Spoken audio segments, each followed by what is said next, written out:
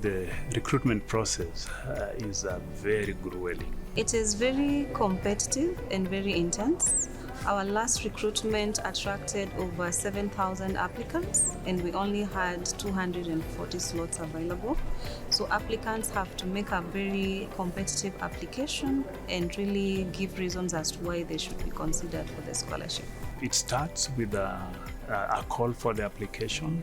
Then the second step is we have a different committee now, a different group of people that will go in to sieve the applications to ensure that they meet the basic requirements. Then the third step is another team comes in to now specifically do the reading and the shortlisting. And once the shortlisting has been done, now we set up the interviews.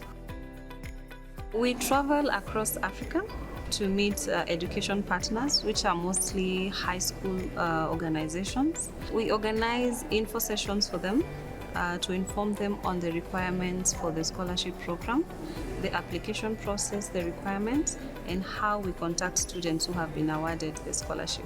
Diversity has to be felt by the people you're reaching out, and it has to be seen within the entire setup of the program. Two things that we have learned, being this is our third year implementing this project. One thing that has really worked for us is conducting home visits. We also travel to refugee camps where WUSC has really been of great assistance to us to access the refugee camps. Here we are able to meet parents who give us a better picture of how a student grew up and come up with ways on how to support the student. If they need more psychosocial support, we recommend them for counseling. If they are struggling in their classes, we ensure they are partnered with a mentor who is mostly a professor. We do our 2 weeks orientation before the rest of the students come in. And at this point, they're able to open up to you. You are doing a one-on-one with them. They're opening up to you. And at that particular point, you can be able to, get some information that you can share with other staff to support them more at an individual level as required. The other thing that has worked for us is partners, especially WUSC and the UNHCR. They have been very key to us because we've been able to reach out more communities, especially in the refugee, we would not have done. They have also played a key role in bringing refugees outside the country here by facilitating processing of their CTD, e-visa and other logistics where refugees are located in places we cannot send money, they don't have internet to conduct interviews, and they also do follow-ups in case the students are stuck and make sure they're comfortable. You must be willing to go the extra mile to support, especially when it comes to document verification. In this case, we are referring to a scenario whereby some of the applicants will not have the required documents with them. What do you do? Do they lose a chance just because they don't have that? So we've gone an extra mile as USIU to reach out to ministries of education just to verify those documents. To also online, like some countries you can do online.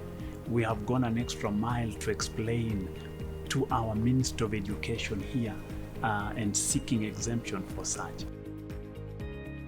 Some of the challenges that many refugees and displaced people have mentioned was about the age limit when it comes to the Mastercard Foundation Scholars Program. Based on our recommendations, USIU has reviewed that age limit. So for now, it has changed from 29 to 32. Right now, if you are a refugee or a displaced person, you can easily apply for the Mastercard Foundation Scholars Program at USIU.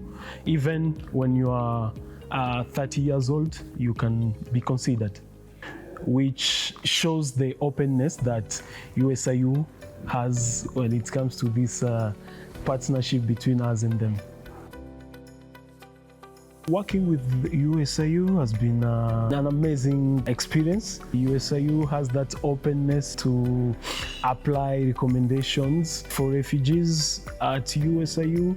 They have made the application on a rolling basis, which means if you are a refugee or an internally displaced person, you can apply anytime to the Mastercard Foundation Scholars Program at USIU. WUSC is the song of every scholar in the camp.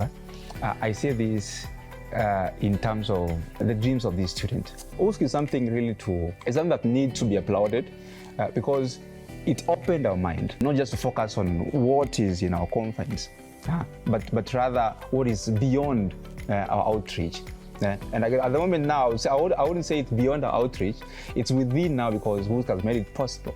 It's going to be easier for people to follow up because it's WUSC saying, and because they have seen what WUSC does. So WUSC doesn't just say, it says and it does. So we know this is authentic.